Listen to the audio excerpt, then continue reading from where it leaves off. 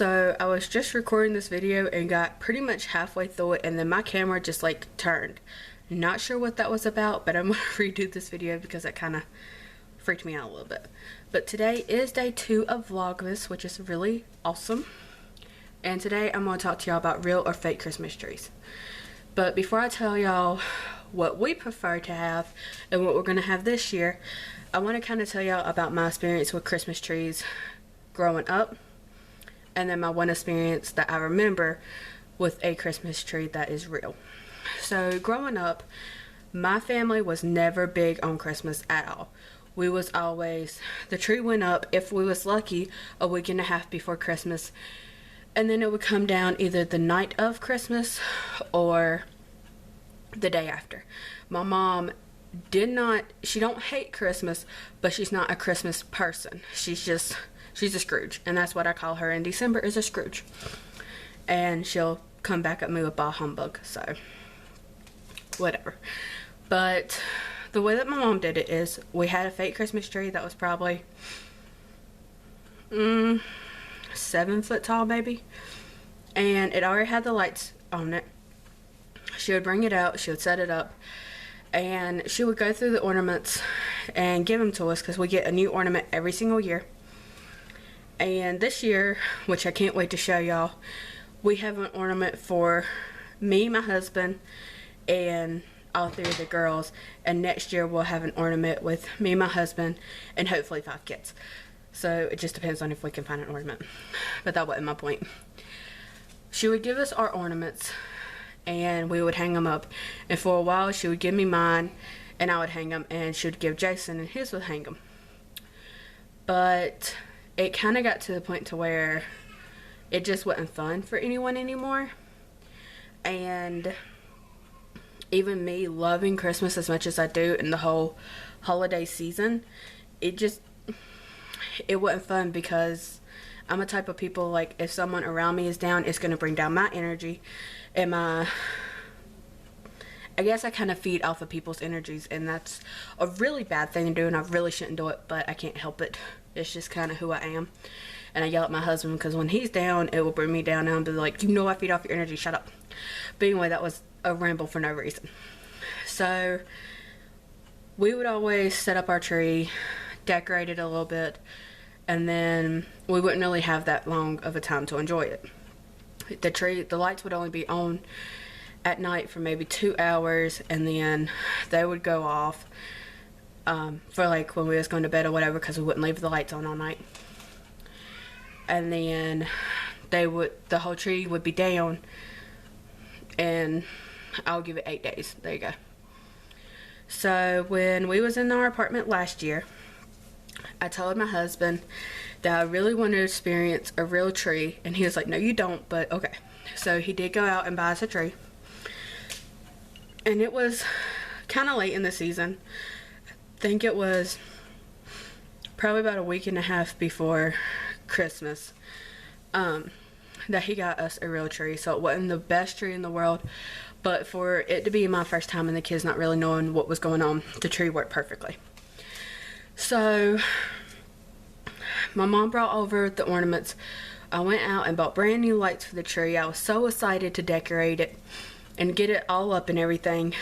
And for someone who was able to put lights on it and was able to give ornaments to the kids that wasn't breakable and let them decorate the bottom of it, and like seeing their little designs and everything with the ornaments, it was really, really awesome. And I was like, so how can someone not enjoy looking at this all day for a month? My opinions, and before I get into that, I love the smell of real Christmas trees. And even though it shedded, like the little thingies fell off of it, I didn't mind cleaning it up every single day because the tree was beautiful. My opinions on that changed really quick, probably 4 days into having this tree. So with the fake tree, you do have to water it and make sure that it's watered so it stays hydrated, so that way when your lights are on, you don't have to really worry about the lights being too hot and your tree being too dried out and catching your tree on fire, then catching your house on fire. And since we was living in an apartment, that was a scare anyway.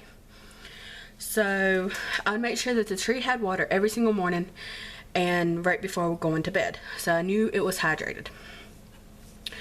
Well, we normally turned on our Christmas lights probably around, I would say about 5:30-ish, when it started getting dark outside. That way the girls can enjoy it before going to bed, and then I could enjoy it until I went to bed. And the girls would go to bed at 7. And I just go to bed whenever I want to.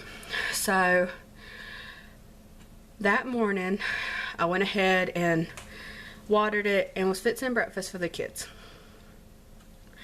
And next thing I know, I heard kind of a cat crashing noise type deal.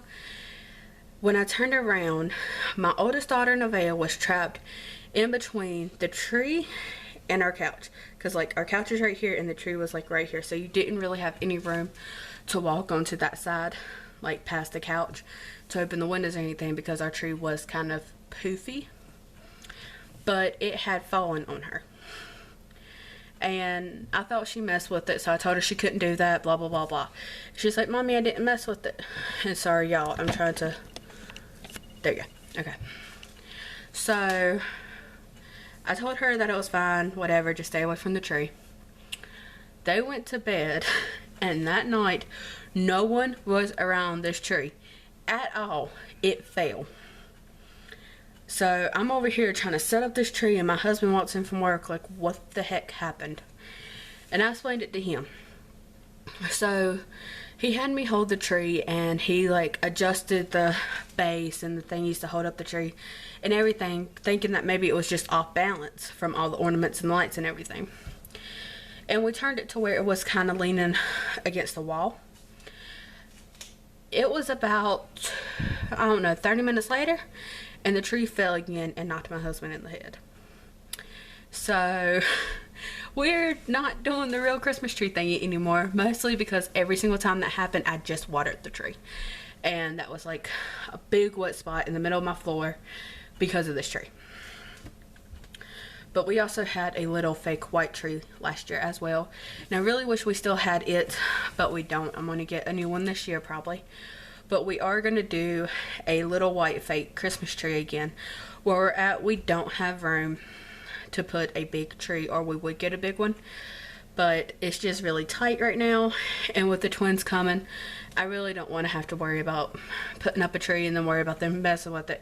So we're just going to get a little tree, and it's probably going to sit either where that lamp is or right there on that little counter spot there.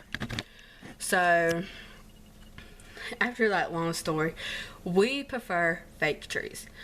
When my kids get older and